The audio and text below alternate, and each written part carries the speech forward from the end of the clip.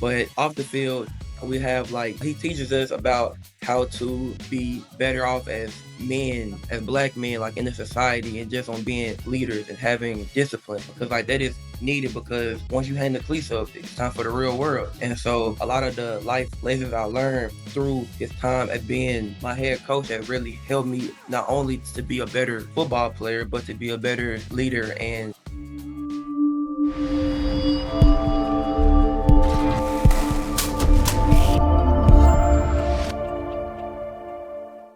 What's up, everybody? This is Off the Field with Isaiah Robinson. We got a special one for you guys today. We're here with Kennedy Wilbert, Center for Tennessee State University. How you doing today, bro? I'm living in highly favored. How about yourself?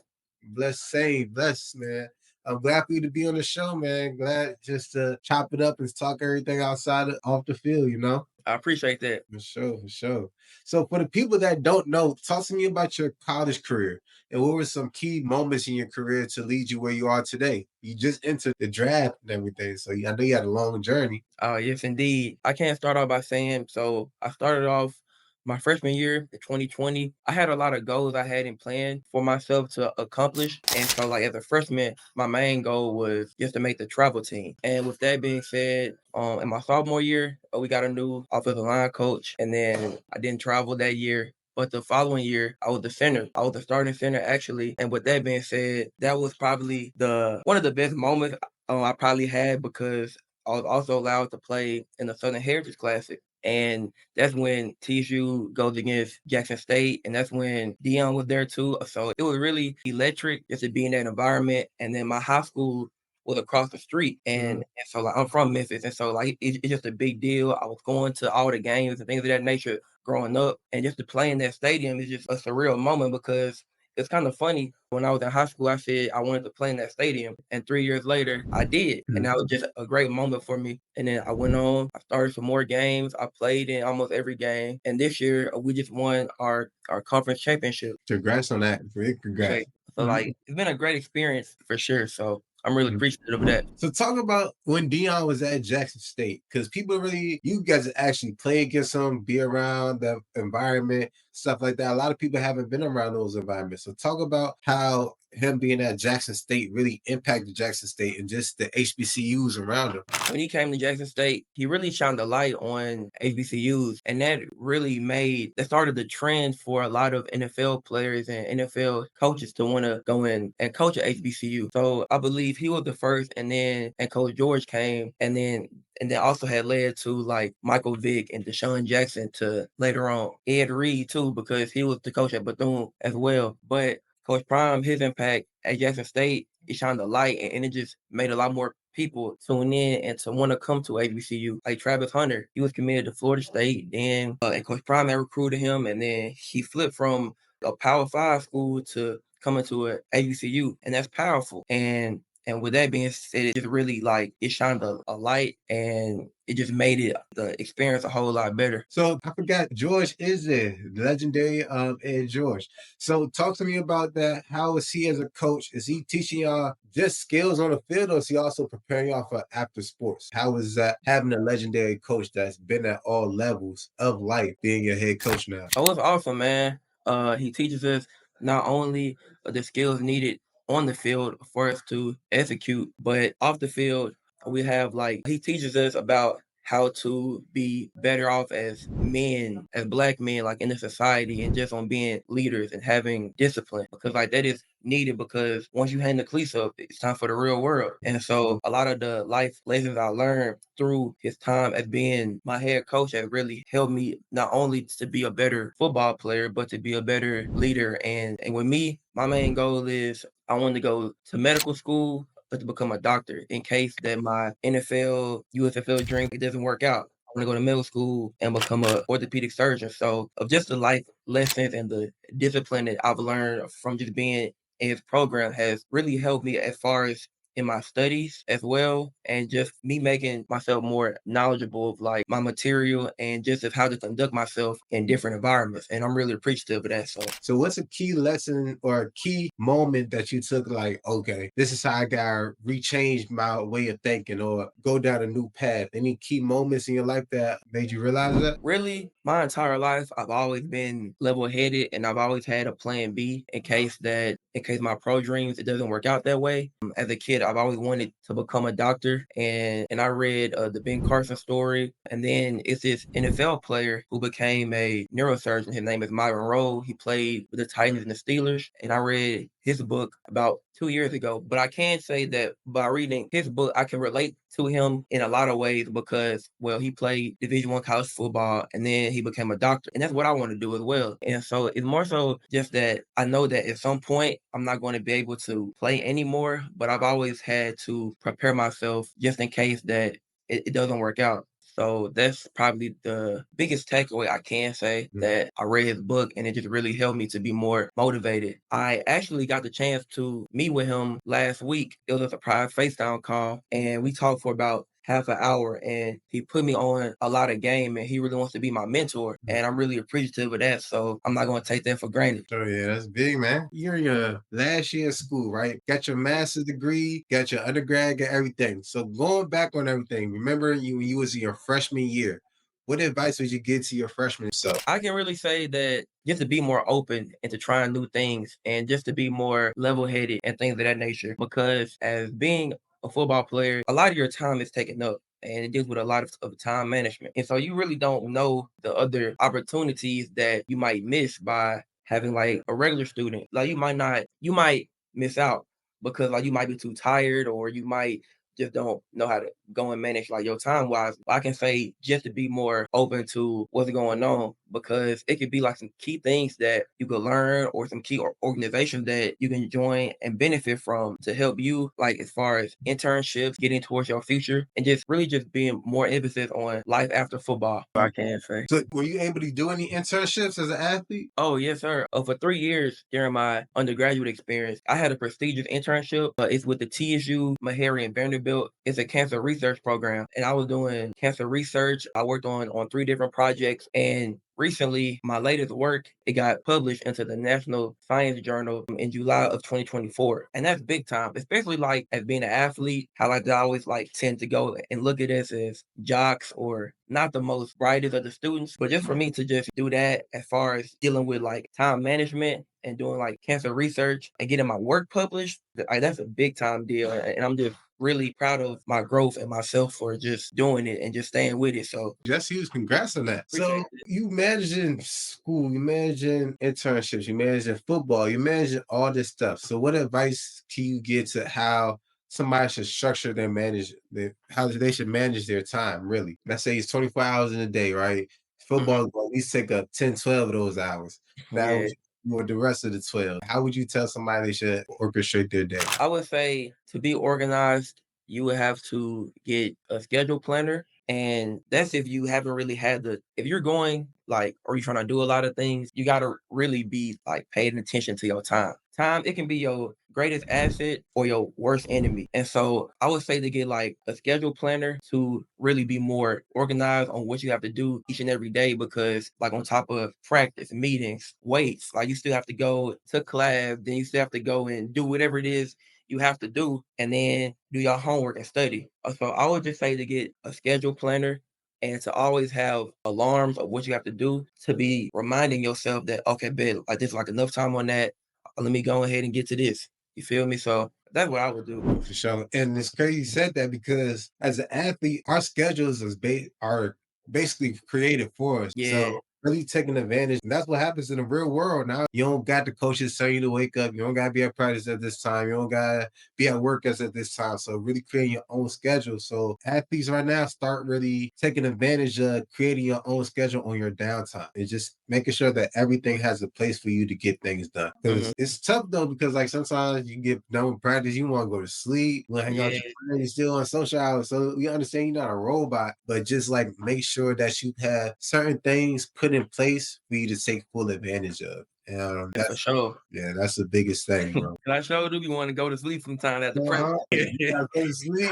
Then you gotta wake up. It's like, damn, now I got class. I'm like, now I'm trying to stay up in class. Now it's Yeah, like, like you oh, constantly moving, or you might just go like and pull something in class. man, I was one of those players, bro. I'm really like writing down plays in class because now we got new schemes you gotta learn. Now me playing quarterback, I gotta learn a whole new defense. I gotta watch what they Yeah, doing. And so I'm writing down plays in class. I'm I like, be watching film in class on my phone. exactly. And it's just locked in. So it's like all football, but it's like what college is for the people that's going to be in college. It's a large classroom. Sometimes at HBCUs is a little bit smaller, but the teacher really only cares about if you get the work done. They don't really Yeah, care about all the work that you're really doing in class because it's going to show in your homework or the test. So they're really not going to hold you accountable in class like they would be doing in high school. I'd probably say that's the biggest thing really for the younger athletes growing up. So make sure that is your work and don't just try to get past or try to finesse off other people or even the females trying to finesse the guys trying to finesse the females. You know how it be like. So yeah, it get easy. You feel me? Now we got chat GPT. So now it's like a lot. It's easy, but really the biggest thing is understand the concepts that you're learning in class that you can transfer to the real world, whether right. it's business management, whether like you say you want to be a doctor, those are transferable skills that you can take towards your profession. But then me, I took liberal studies for my undergrad. So I'm like, that's a broad major. I can do whatever I want with it. But it's like that's why I had to go get my MBA and my master's in science. So I'm like, Mhm. okay, so I can really learn something that can carry me on because the degree is cool, but it's really what you learn and what you take from your degree is the Yeah. biggest. So this next section is going to be tailored towards off the field financial. What I found out is that most people are looking for ways to make more money without having to get another job. So off the field financial services specialize in life insurance, annuities, and investments. And we teach people like you how they can make a lot more money using our special 4-step system without having to get another job. So our Okay. special 4-step system is huge. And that's where all these plaques on the wall, that's for my financial services business. So Oh wow. yeah.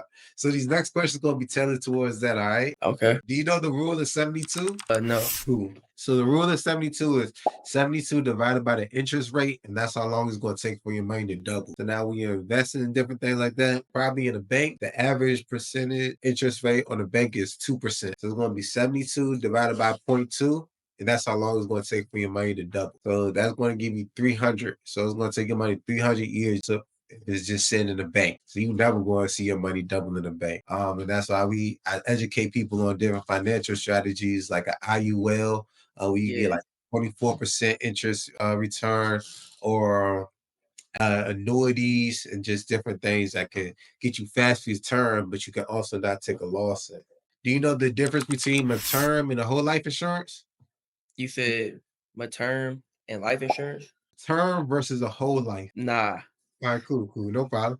So this is stuff they don't teach you in school. So but y'all, the whole audience on the game. So don't feel Okay, bad. They bet. don't teach us this in school. So a term is basically for a temporary, probably 15 to 30 years. 30 years is the longest. A whole is basically because they're going to insure you for a large coverage, but for a short amount, for a short cost. So probably $15 a month can give you, they say, that's going, if anything happens to you medically wise, they'll give you, let's say, $500,000, right? Versus a whole life is going to be for your whole life, but the coverage is going to be a little bit more. So let's say $100 probably for the same $500,000, right? The Mhm. thing about a whole life is you can create cash value in it and you can create money flow. So a lot of rich people, what they do is they'll get an IUL, whole life insurance, and now they'll fund it, but they can pull from it whenever they want to. So insurance is basically just transfer risk, but it's also an investment account. Okay. So what Diddy has right now is an IUL. So a lot of times people are trying to sue Diddy, but they can't get to his money because it's all in the IUL. You can't touch people's money that's in the IUL. It's protected from the government. Mhm. And not only that, they can pull from it tax free. So now it's not getting taxed on it. And if the stock goes up, you go up with the stock market. But if it goes down, you stay level so you can never take a loss. And you can pull Mhm. from it whenever you want to. So now people are making investments. Like McDonald's was built on life insurance. Disney World was built on life insurance. So they're pulling from their investment, investing into their business, and if it hits. If not, it doesn't matter because you're not taking a loss and your money is still in your account growing interest. So that's one of the financial strategies that we teach people. Do you have a retirement plan right now? The retirement plan, Mhm. I don't have a retirement plan, but like it's so funny that like you're saying all this because my dad, he sells insurance too. Okay. So I'm familiar with like all the terms, but I'm just learning as I go. So I don't have a retirement plan right now, but Sure. So your pops, he in the money game too. I love it, man. yeah. So that's what we all big about, bro. So that's it. Learn from your pops. And people, once you understand the money game, understand how to manage your money and manage your assets, it's really about all financial literacy. So that's really what we're big on off the field. But you're in a great spot with your pops, man. So that's a beautiful thing to see for sure. So now we're getting back to the current events. Is Justin Tucker the new Deshaun Watson?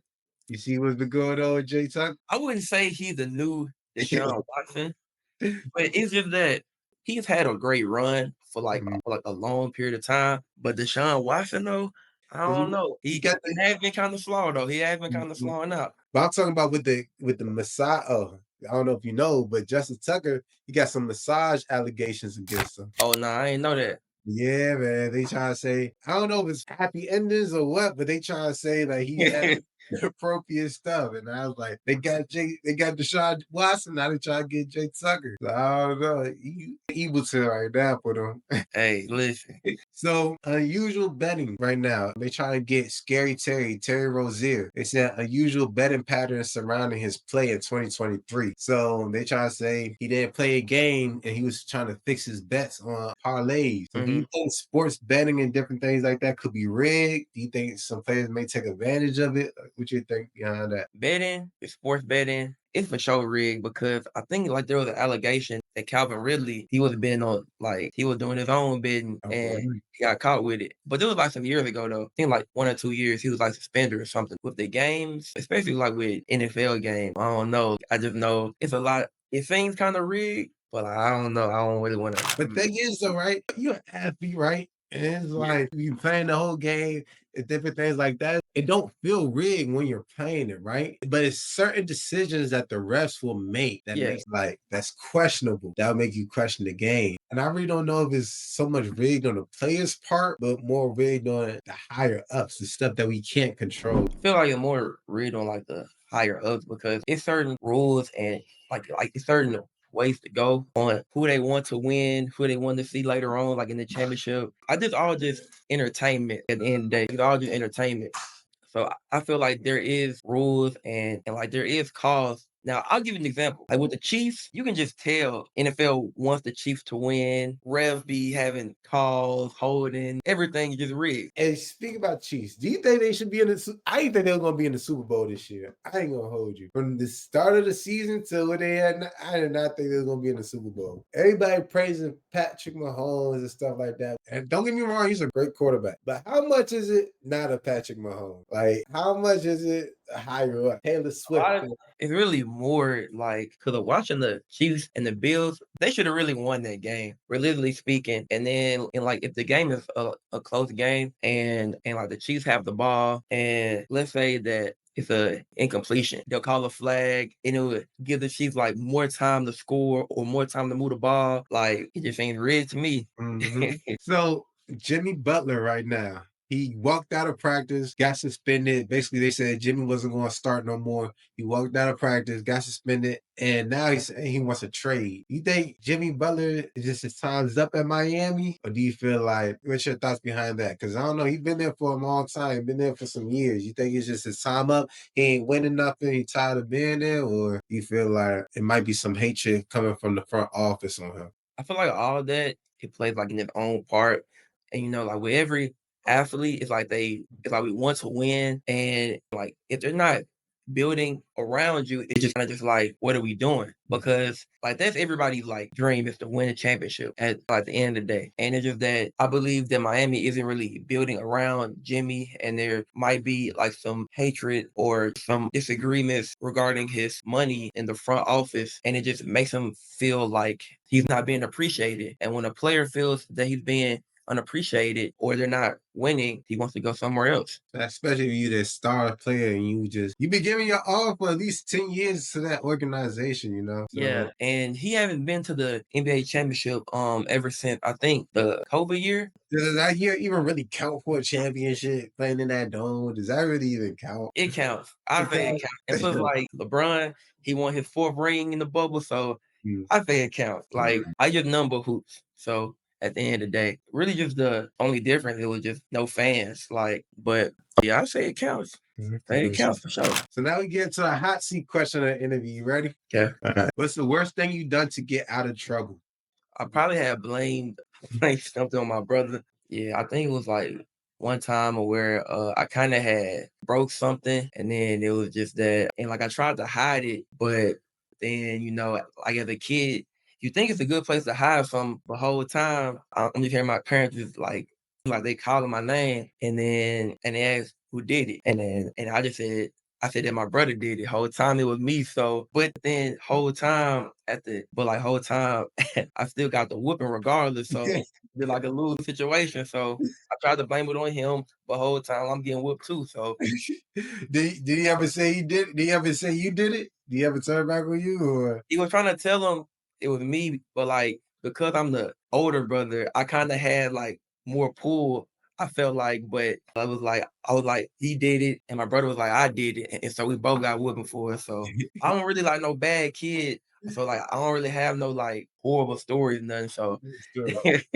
That's funny though. If you had $1 for every person you kissed, what could you buy? if I had $1 for every person I kissed, probably like an apple pie, some from like McDonald's. I'd probably go like maybe shoot, probably like nothing too crazy and nothing, but probably something off the McDonald's menu, For sure. off the little off the dollar menu or something. For sure. Have you ever been scammed before? Anybody try to get you? Nah, I ain't never been scammed before.